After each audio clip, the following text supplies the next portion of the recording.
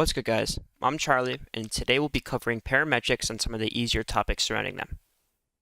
To start, the topic of parametrics is very similar to generic algebraic plotting, linear algebra, exponential equations, etc., whereas they're all shown on a graph. But there's one key thing that differs between them. The important thing here is to use your previous algebraic variable knowledge and relate that to what we're doing here. It's important you understand what variables mean and how they can affect an equation. Once we cover most of the topics related to parametrics, you'll understand exactly why your previous skills can be used. You can use these skills to comprehend the solutions we use and solve for things you may not have understood beforehand. First, let's get a general idea of what parametrics are and how you can use them to solve problems. A parameter is defined as a quantity whose values is used for circumstances in relation to which other variable quantities may be expressed. In simpler terms, it's a variable with an integer value. This basically means we assign a simpler character to a more complicated equation or value, and then represent that in other equations. Let's start with an easy example. Variable x. Say we have the equation y equals 3x plus 4, and we have a defined equation that represents x. In this case, x equals 2y plus 2.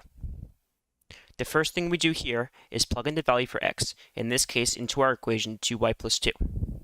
We use this equation in order to solve for y. So now we have y equals 3 times 2y plus 2 plus 4.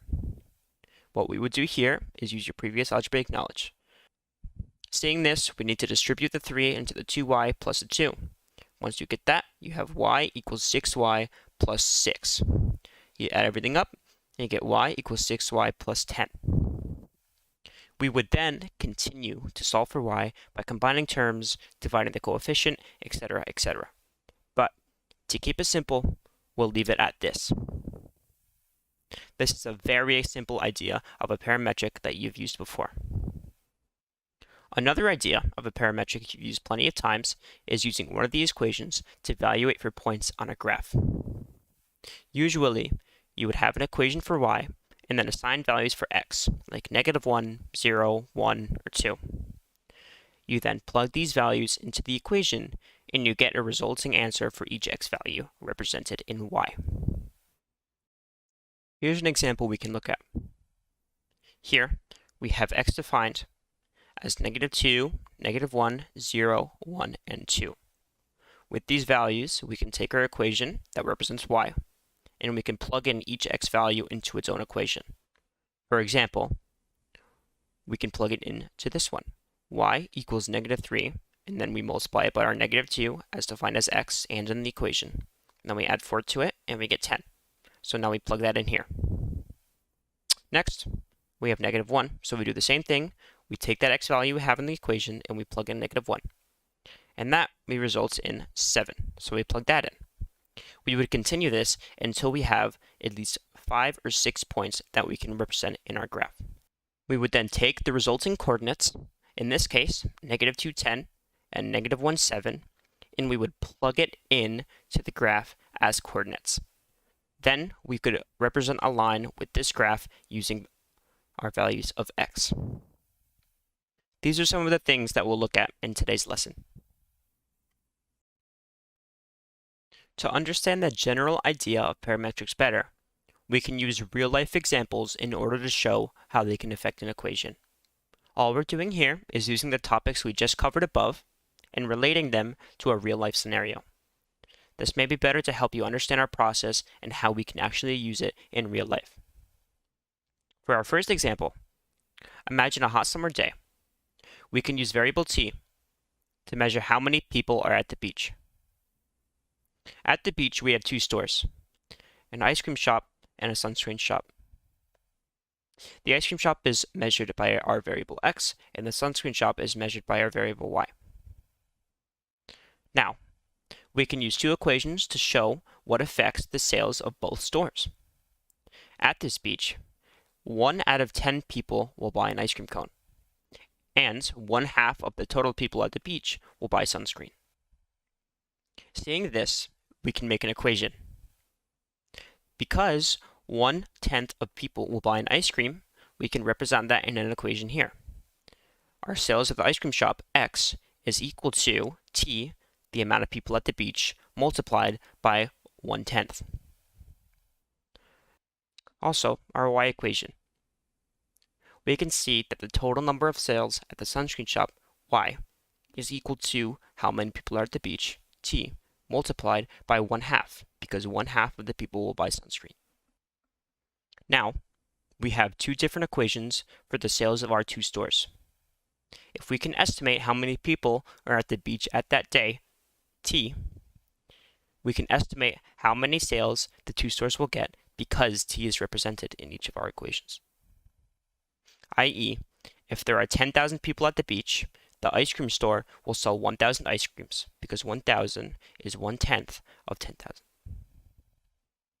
Using this idea, we can predict and change the visuals on a graph, just like any normal linear equation. But now, we can substitute using a third variable. We call these two equations parametric equations. As we look at this example, we can think of other ways parametrics can be represented in real life. Not only is this applicable in math, but also logically. One cause can have two effects. In math, our cause is represented by a t variable, and our effects are represented by our two other equations. We use this topic to find how one value can affect two things. Take this time to think about what other real-life scenarios parametrics can be represented in. We can now use parametric equations to draw a function on a graph. When we do this, you see that we're using the same concepts I just explained, but using repetitive equations in order to find our points. We can use our previous knowledge regarding graphing to do this. It's very similar to what you've done before, but just with one extra step in respect to our t variable. For this example, we'll use some equations that may seem a little bit harder, but don't worry, it's something you haven't done before. So, say we have y, which is equal to 2t minus 3, and x, which is equal to t squared plus 1. Okay, so we have two equations that we use to find our x and y points on the graph. But we need to first use values for t in order to finalize those points. For this, I suggest using the simplest integers you can use.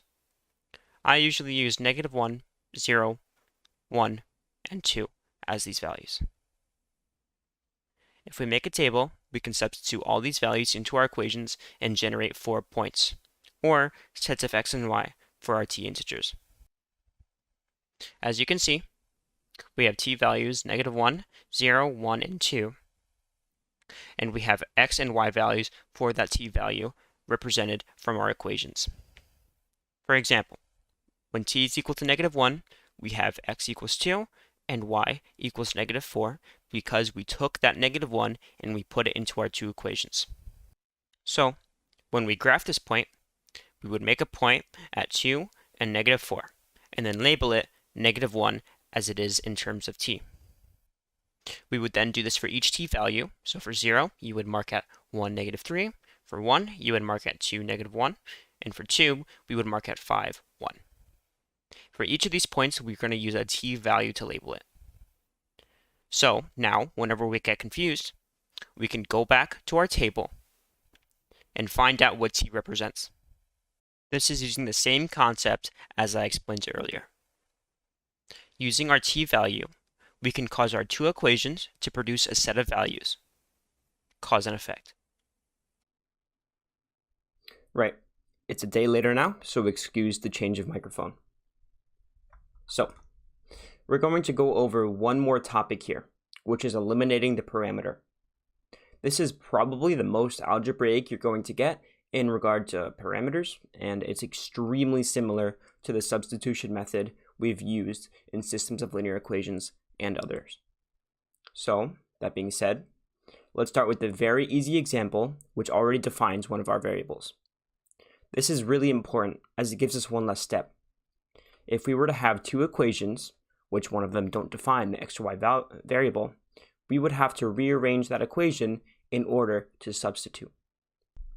Okay, let's say we have t equals x plus 1 and y equals 4t plus 1. The first thing we know here is that t is already defined. This is good. It means that we don't need to rearrange this equation. We know for a fact that by looking here, t has a value of x plus 1. Excuse me. Next, we'll replace t in the second equation with our first equation. This is how we eliminate the variable. All we're doing is substituting the value of t into our second equation and evaluating that way.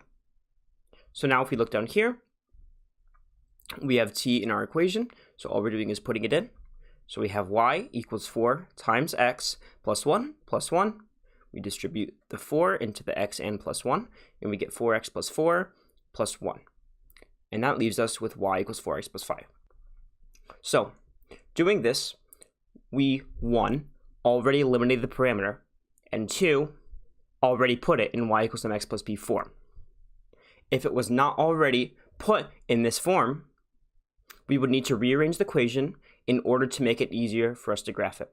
Remember, y equals mx plus b form helps because it gives us the slope and the y-intercept. So let's do one more. Let's say we have t equals x cubed and y equals the square root of t plus 3. Again, we're replacing the t in the second equation with our t value in the first one. We're still using substitution in order to find our y value. So let's do that. We have our t value, x cubed.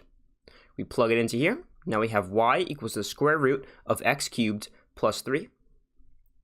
Using our exponent rules, we know that the square root of a cubed number is just that number to the first power. So now we have y equals x to the first power plus 3. And evaluate that. Obviously, to the first power is just times 1. So we then evaluate it down. So y equals x plus 3. And that is how we eliminate the parameter. So, as you'll find after watching this entire video, parameters are just an extra step regarding basic algebraic variable systems.